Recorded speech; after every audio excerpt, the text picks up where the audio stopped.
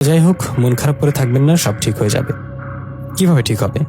যাকে ভালোবাসলাম সে যদি এভাবে ধোকা দেয় তাহলে কেমন লাগে বলেন? হ্যাঁ, খারাপ লাগারই কথা, তবুও কিছু করার নেই, বলতে তো হবে। কারণ সে যদি আপনাকে ভুলে অন্য কাউকে নিয়ে খুশি থাকতে পারে তাহলে আপনি কেন পারবেন না?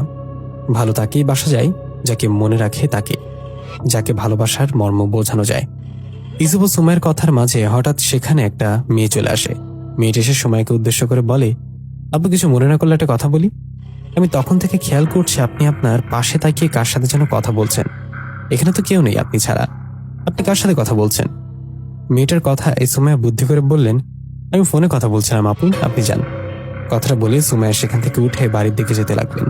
বাড়িতে যাবার পথে ইউসুফ বললেন, বাড়িতে গিয়ে মন খারাপ করে থাকিয়েন না, আপনার মা বাবা বুঝতে পারবে তাহলে।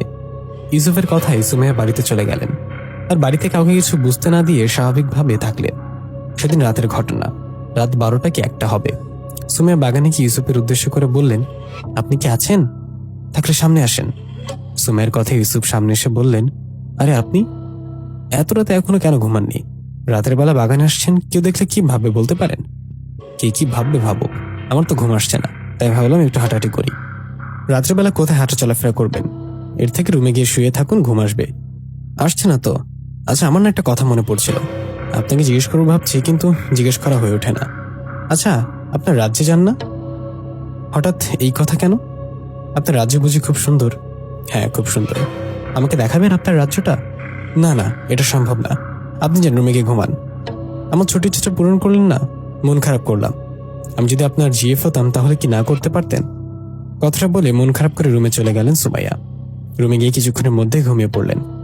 সুমাইয়া ঘুমিয়ে পড়া কিছুক্ষণের মধ্যে ইউসুফ সুমাইয়াকে ডাক দিলে ইউসুফের ডাকে সুমাইয়ার ঘুম ভাঙতেই ইউসুফ বলল, জিনের রাজ্য দেখতে চেয়েছিলেন না, ওই যে দেখুন। ইউসুফের কথায় সুমাইয়া দেখলেন সে খুব সুন্দর একটা অজানা জায়গায়, চারিদিকটা খুব সুন্দর। নিজেকে এত সুন্দর জায়গায় দেখে সুমাইয়া বললেন, আমার তো বিশ্বাসই হচ্ছে না, আমি স্বপ্ন দেখছি না তো, আপনি আমাকে জিনরাজ্যে নিয়ে আসছেন। সুমাইয়ার কথায় ইউসুফ বললেন, এটা স্বপ্ন না, এটা বাস্তব। আপনি তখন মন খারাপ করেছিলেন বলে আপনাকে নিয়ে আসলাম। আসলে সত্যি বলতে হুজাইফা আপনার মতো বাহানা করত কোথাও যাবার জন্য, আমি ওকে না করলে ঠিক আপনার মতো অভিমান করত। ইউসুফের মুখে কথাটা শুনে সুমাইয়া বলল, ও তাহলে আপনার ভালোবাসার নাম হুজাইফা ছিল বুঝি? হ্যাঁ, ওর নাম হুজাইফা ছিল। ও কোথায় এখন? ওর সাথে কথা হয় না, যোগাযোগ নেই? ওর বিয়ে হয়ে গেছে, যোগাযোগ নেই, এসব বাদ দেন। আপনার জিনরাজ্য দেখার ইচ্ছে ছিল, পুরোটা না দেখালেও কিছুটা দেখালাম। জিনরাজ্যে আমার থাকতে সমস্যা আছে, চলেন বাড়ি ফিরে যাই।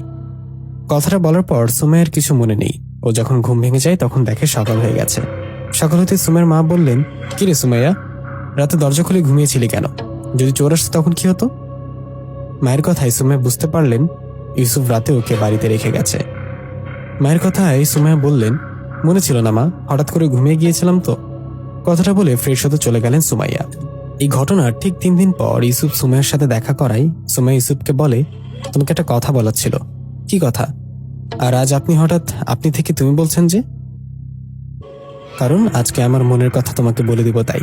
ইউসুফ, আমি তোমার মায়ায় পড়ে গেছি, বলতে পারো ভালোবেসে ফেলেছি। ইউসুফ, ভালোবাসবে আমাকে? সুমাইয়ের কথায় যেন ইউসুফ আকাশ থেকে পড়ল, কেননা সে সুমাইয়াকে নিয়ে এরকম কিছুই কখনো ভাবেনি। ইউসুফ সুমাইয়ের কথায় বলেন, না সুমাইয়া, আমি তোমাকে এরকম কিছু ভাবিনি, আমি তোমাকে ভালোবাসতে পারবো না। আমাকে নিয়ে ভাবুনি, এখন থেকে ভাববা। ইউসুফ, সত্যি বলছি, অনেক ভালোবাসি তোমাকে। আমি জানি তুমি কাকে ভালোবেসে কষ্ট পেয়েছ, কিন্তু আমি তোমাকে কখনোই কষ্ট দেব না। সুমাইয়া, আমি এ ব্যাপারে কিছু বলতে চাই না। কথাটা বলে বাতাসে মিলে গেলেন ইউসুফ। ও চলে যাওয়ার পর সুমাইয়া মন খারাপ করে বসে রইলেন। এই ঘটনার পর সুমাইয়া ইউসুফের সাথে দেখা করার অনেক চেষ্টা করলেও ইউসুফ সুমাইয়ের কাছে আসেনি। এভাবে কেটে যায় কয়েকটা দিন। কয়েকদিন পর সুমাইয়ের এক বান্ধবীর বাবা আসেন সুমাইয়াদের বাড়িতে। উনি আসতে সুমাইয়া তো চিনে ফেলেন। বান্ধবীর বাবাকে নিজের বাড়িতে দেখে সুমাইয়া বলেন, আরে আঙ্কেল, আপনি আমাদের বাড়িতে হঠাৎ কি মনে করে? সঞ্জিদা কেমন আছে? সুমাইয়ের কথায় উনি বললেন, সঞ্জিদা ভালো নেই মা, কিছুদিন ধরে ওর সাথে অস্বাভাবিক ঘটনা ঘটছে। ওকে জানি কি ধরেছে। তোমার বাবা তো কবিরাজ, তাই আসলাম। তোমার বাবা যদি আসতো আমাদের বাড়িতে তাহলে অনেক উপকার হতো। বান্ধবীর বাবার কথায় সুমাইয়ের বাবাকে ডাক দিয়ে নিয়ে আসলেন আর তার বান্ধবীর সমস্যার কথা বললেন।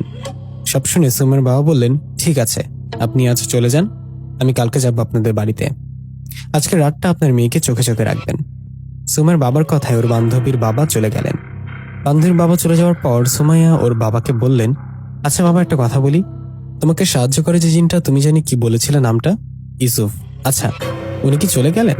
তোমার কাছে কি আসেন না এখন? হ্যাঁ আসে তো, কাল রাতেও তো কথা হলো ওর সাথে। বাবার কথায় সুমাইয়া মনে মনে বলে উঠল, তাহলে আমার সাথে দেখা করছে না কেন? এদিকে সুমাইয়ার বাবা বললেন, হঠাৎ তোর কথা জিজ্ঞেস করলি কেন? কোনো সমস্যা কি, ভয় পেয়েছিস? না বাবা, সেরকম কিছু না। কথাটা বলে রুমে চলে গেলেন সুমাইয়া। বান্ধবীর বাবাকে দেয়া কথা মতো সেই রাতে সুমাইয়ার বাবা ইউসুফকে ডাকেন আর সুমাইয়ার বান্ধবীর সাথে কি ঘটনা ঘটেছে এসব খোঁজ নিতে বলেন।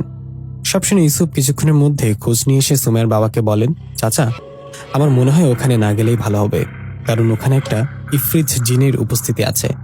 ইফরিত জিনেরা অনেক শক্তিশালী হয়, তাছাড়া জিনেরা তিন ভাই একসাথে চলাফেরা করে। আচ্ছা, তাহলে কি করব? উনি অন্য কেউ হলে তো হতো, না করতাম। উনি আমার মেয়ের সুমাইয়ার বান্ধবীর বাবা। ঘটনাটা ঘটেছে সুমাইয়ার বান্ধবীর সাথে। তুমি কি ইফরিত জিনের সাথে শক্তিতে পেরে উঠবে না? চাচা, মহান আল্লাহ তাআলা আমাকে যে শক্তি দিয়েছেন তার